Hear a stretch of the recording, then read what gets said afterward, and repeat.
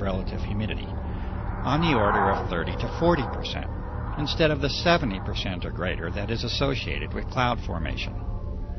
And so we know now that these are not clouds in any conventional sense. They are indeed a unique and artificial creation that now crosses new thresholds in the atmospheric and geophysical sciences.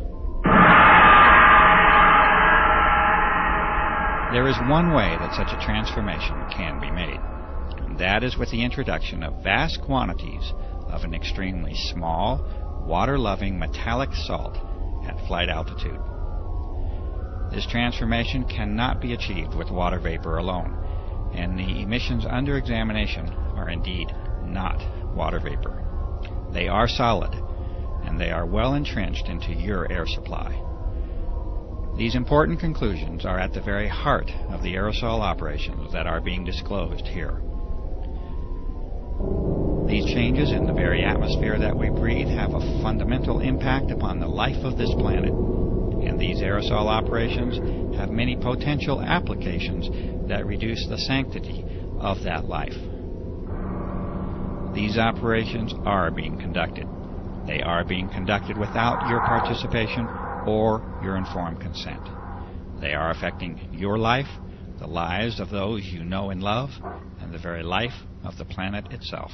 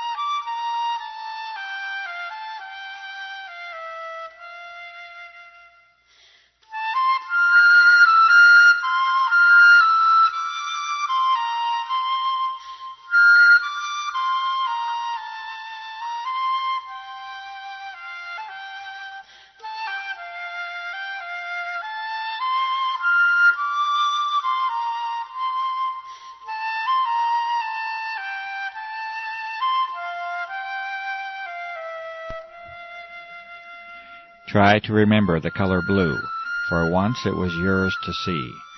The blue sky is your birthright and a source for joy, and it remains at the very core of our existence. There are factual reasons for the blue color of the sky, which can certainly be traced to the cleanliness and clarity of the air that you breathe. But please do not lose the wonder of the sky itself, the magic and emotions that you have once shared with the earth in all of its glory. These are more than facts, reasons, and observations. They are the experiences and memories of life itself.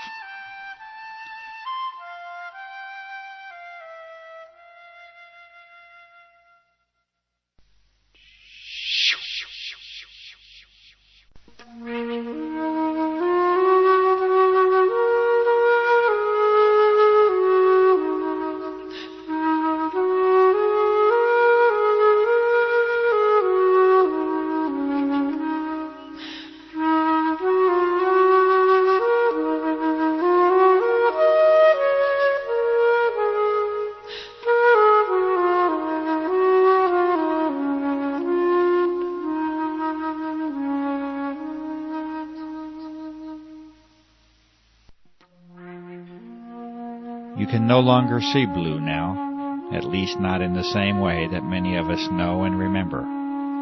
Your horizon has largely turned to white, and there is a very good reason that this is so.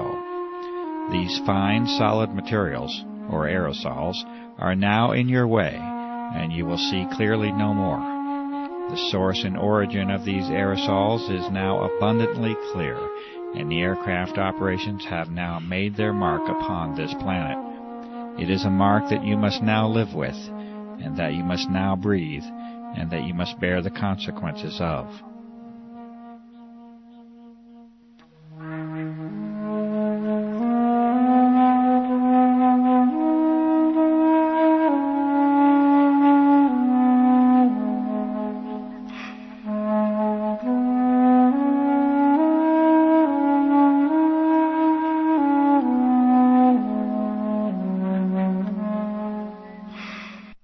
That is, unless we all become aware of the level of damage that has already been done, and unless we act together to reclaim our planet and its atmosphere. These images were taken in what was once one of the cleanest locations on the earth, and that is the high desert of the Southwest. You may now see for yourself the daily reality of your existence, and it is a sad change that we have allowed to occur. Please, remember the color blue.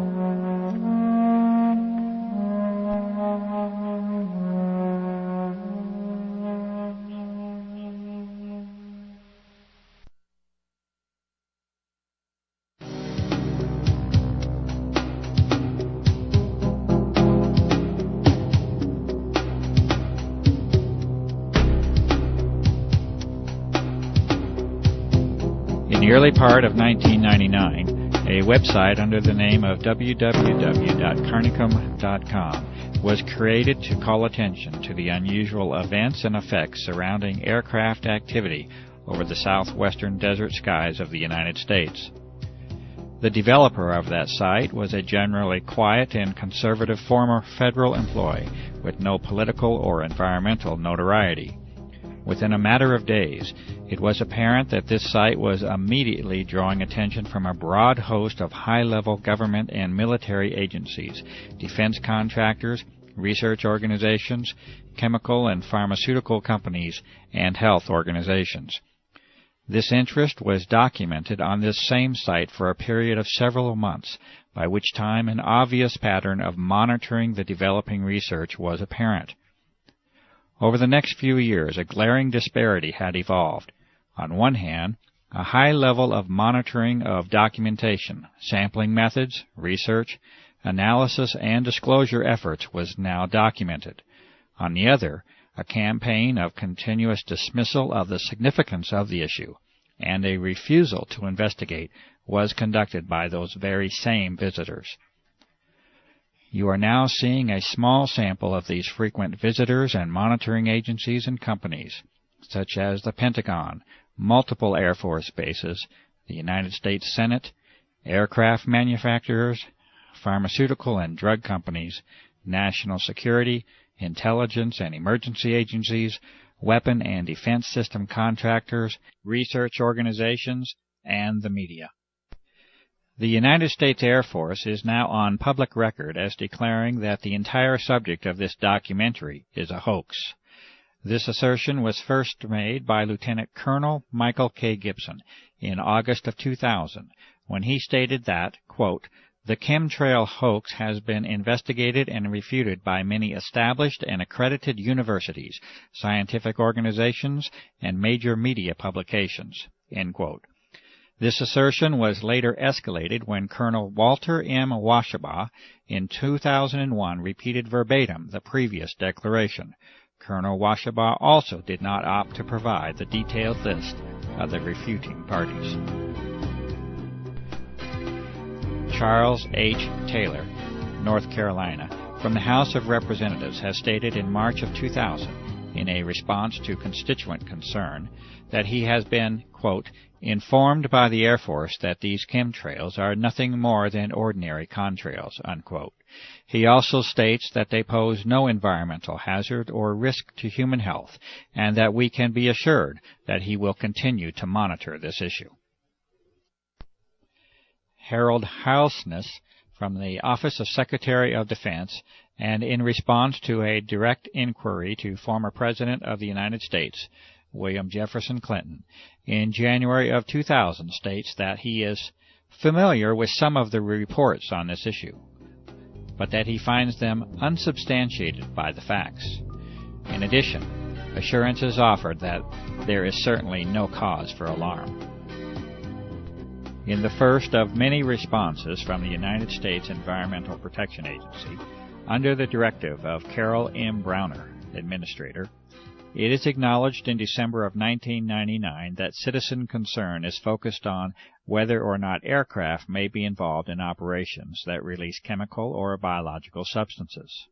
The EPA responds that they are, quote, unaware, unquote, of any such applications by such aircraft.